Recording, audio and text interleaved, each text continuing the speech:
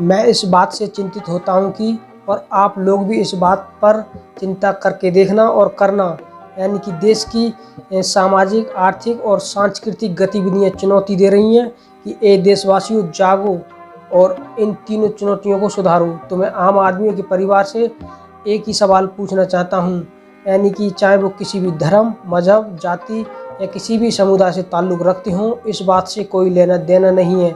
वो सबसे पहले इस देश के हैं और इस देश की रक्षा करना और इस देश के लिए लड़ना उनका मेन कर्तव्य बनता है।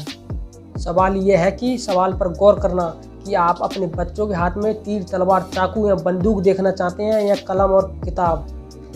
आपके बच्चों को इस देश में शिक्षा के साथ साथ नौकरी, व्यवसाय चाहिए या धर्म के ठेकेदारों के साथ मरो या मारो का कार्य मिलना चाहिए।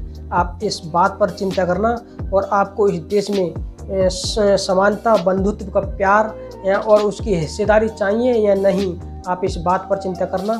देश के नेताओं के लोग विदेश में जाकर के अपना भविष्य बना रहे हैं और आपका बच्चा अपने ही देश में धर्म बचाने का प्रयास कर रहा है। तो साथियों, आप सबसे पहले धर्म न बचा करके आप अपने आप को बचाएं, अपने हिस्सेदारी को बचाएं, अपने बंधुत्व और समानता की हकदारी और हिस्सेदारी को बचाएं। देश में बेरोजगारी और महंगाई इतनी बढ़ गई है कि आप अपने बच्चों के साथ 2 टाइम बैठ करके अच्छे से सब्जी के साथ रोटी नहीं खा सकते और आपका बच्चा और आप धर्म के ठेकेदारों के साथ मरो और मारो का कार्य करने में लगे हुए हैं। और देश में हमारे ही देश में शिक्षा व्यवस्था इतनी तहस नहस हो चुकी है कि हमारे देश के नेताओं के बच्चों को विदेश जाना पड़ता है पढ़ने के लिए और आपका बच्चा धर्म के ठेकेदारों के साथ चाकू, तलवार और डंडे, लाठी लेकर के सड़क पर उतरा रहता है। आप अपने बच्चों को समझाएं और सुधारें कि आप सबसे पहले अपना भविष्य बनाएं। हमारा धर्म खतरे में नहीं है, हमारा रोजगार, व्यवसाय, शिक्षा व्यवस्था और हमारी संस्कृति इस देश में खतरे में है। तो साथियों, आपको इस बात पर चिंता करनी होगी क्योंकि आप अपने बच्चों के प्रति सचेत हैं। तो साथियों, वीडियो ज़्यादा से ज़्यादा फॉरवर्ड करना जिससे कि सभी लोगों तक ये मेरा संदेश पहुंच सके। और साथियों, मैं आपसे सबसे पहले यही बात कहना चाहता हूं, अगर कोई धर्म का ठेकेदार आपसे बोले कि चलो धर्म बचाएंगे, कि हम हिंदू धर्म बचाएंगे, कि हम मुस्लिम धर्म बचाएंगे, कि हम कोई अन्य धर्म बचाएंगे, तो साथियों सबसे पहले उन नेताओं से बोलो कि आपका बेटा अगर एक जाएगा तो हमारे घर से 2 जाएंगे। सबसे पहले उस नेता के घर से बच्चे को लेकर के चलें जो कि आपको भड़काने का कार्य करते हैं, आपको लड़ाने का कार्य करते हैं। आप अगर जेल में जाएंगे, कोई भी नेता या मंत्री, विधायक, सांसद आपके घर और आपको देखने जेल तक नहीं आएगा। इस बात पर आप चिंता करना और लिख लेना कि जिस दिन आपका बच्चा और आप जेल के अंदर होंगे, कोई भी नेता, मंत्री, विधायक आपके पास नहीं जाएगा, ना ही कोई धर्म का ठेकेदार जाएगा, चाहे वो किसी भी धर्म का ठेकेदार हो। मैं ये नहीं बोलता हूँ हिंदू धर्म का हो, मुस्लिम धर्म का हो, चाहे वो किसी भी धर्म का व्यक्ति हो, आपको बचाने और आपको देखने के लिए नहीं जाएगा। आज हाल ही फिलहाल में डॉक्टर रतनलाल को भी इसी तरह से पकड़ लिया है। कोई भी धर्म का ठेकेदार उन्हें बचाने के लिए नहीं गया।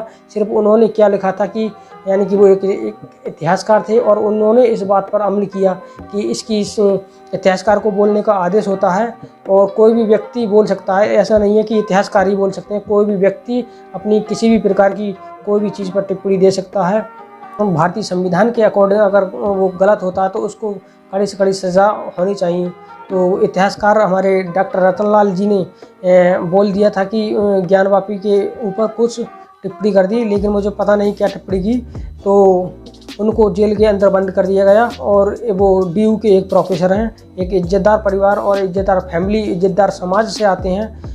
कि कुछ लोगों ने बोला कि हमारे धर्म के प्रति इन्होंने कुछ गलत बोला है। तो साथियों, मैं यही कहना चाहता हूँ कि हज़ारों सालों से ये शोषित पीड़ित SC ST OBC समाज के लोग कब से जुल्म और अत्याचार सहते आ रहे हैं, क्या उनकी भावनाओं को ठेस नहीं पहुँचती है? तो आप लोग अपनी भावनाओं को ठेस पहुँचने से पहले दूसरों की भावनाओं के बारे में भी सोचें कि दूसरे की भावना किस कदर होती हैं। हमारी भावनाओं पर अगर ठेस पहुँचता है तो दूसरे व्यक्ति की भावनाओं पर भी ठेस जरूर पहुँचती है। तो साथियों, आपके जुल्म और अत्याचार ये सदियों से सहते आ रहे हैं, तो आपके इन बातों से और उन गलत व्यवहार, दुष्व्यवहारों से इन लोगों की बातों पर, इन लोगों के ऊपर आपकी बातों से कोई ठेस नहीं पहुंची, तो आपको डॉक्टर रतनलाल की बातों से कैसे ठेस पहुंच गई। तो साथियों, वीडियो अगर पसंद आई हो तो ज़्यादा से ज़्यादा फॉरवर्ड करना।